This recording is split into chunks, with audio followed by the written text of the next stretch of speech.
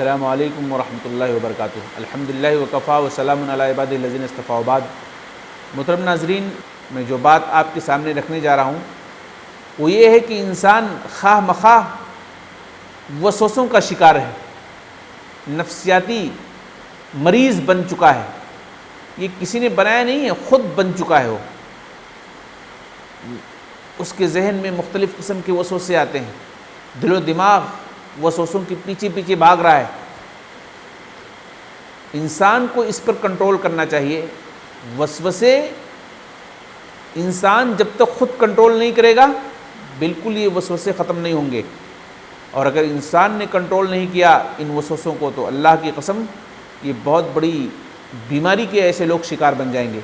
بہت بڑا مرض ہے یہ، اسے معمولی نہیں لینا چاہیے۔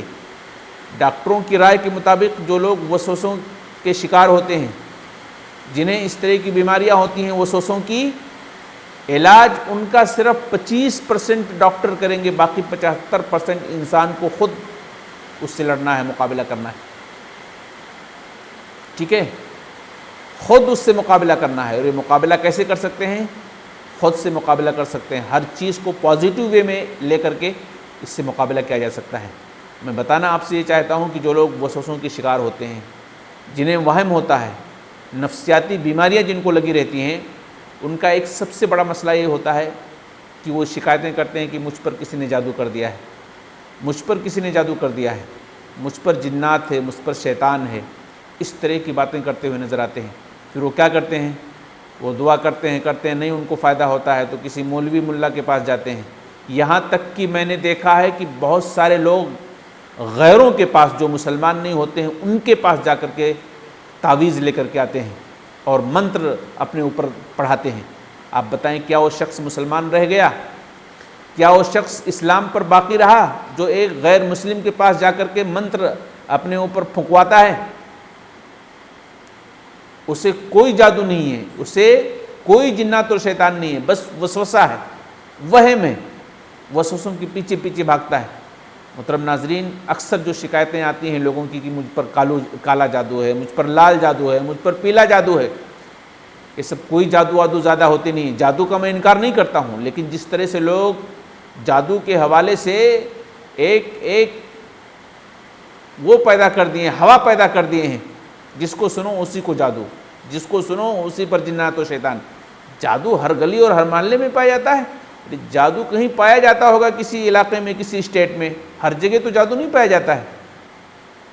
تو محترم ناظرین، اگر آپ کو کوئی پریشانی ہے، اگر آپ کو کوئی ذہنی بیماری ہے، آپ کو وہم ہے، آپ کو وسوسوں کی بیماریاں ہیں، اللہ کے واسطے آپ جادو کے اوپر مت جائیے کہ مجھے کسی نے جادو کر دیا ہے، مجھے کسی نے کھلا دیا ہے، یا مجھ پر جنات و شیطان ہے۔ اس طرح کی سوچ آپ بدل لیجئے۔ اس طرح کی سوچ آپ رکھیں گے تو آپ کو کتنا نقصان ہے معلوم ہے؟ ایک تو آپ کو وسوسوں نے گھیر لیا ہے، اس کا نقصان الگ ہے۔ دوسرا یہ جو جادو اور ٹونا اور کھلانا پلانا اور اس طریقے سے جنات و شیطان کا جو ایک بات آپ ذہن میں لے کر کے بیٹھ گئے ہیں اور پھر ادھر ادھر اس کے لیے آپ بھاگ رہے ہیں، پھر یہ تو اور زیادہ پریشانی ہے۔ وسوسہ ایک پریشانی کا ذریعہ تو تھا ہی، مزید یہ آپ کی پریشانیوں کو بڑھا دے رہا ہے۔ چلیے ہم مان لیتے ہیں کہ اگر کسی آدمی کے پاس جادو ہے، تو جادو اگر آپ مانتے ہیں تو جادو کا علاج بھی ماننا چاہیے نا۔ جادو کے علاج بھی اسلام نے بتائے ہیں۔ آپ سورہ فاتحہ پڑھیے، آپ قل اللہ پڑھیے، قل اعوذ برب الفلق، قل اعوذ برب الناس پڑھیے۔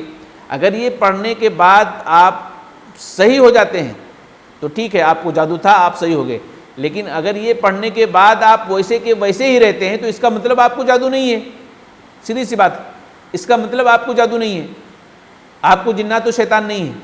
کیونکہ اگر آپ کو جادو ہوگا، جنات و شیطان ہوگا تو ان دعاؤں کے ذریعے سے وہ چیزیں بھاگ جائیں گی، وہ چیزیں ختم ہو جائیں گی۔ اگر وہ ختم نہیں ہوتی ہیں پڑھنے کے بعد تو اس کا مطلب آپ کو یہ پرابلم نہیں ہے، آپ کو وہم ہے، آپ نفسیاتی مریض ہو چکے ہیں، آپ کو وسوسوں کی بیماریاں لگ چکی ہیں۔ اس کے لیے آپ کو علاج کرانا ہے۔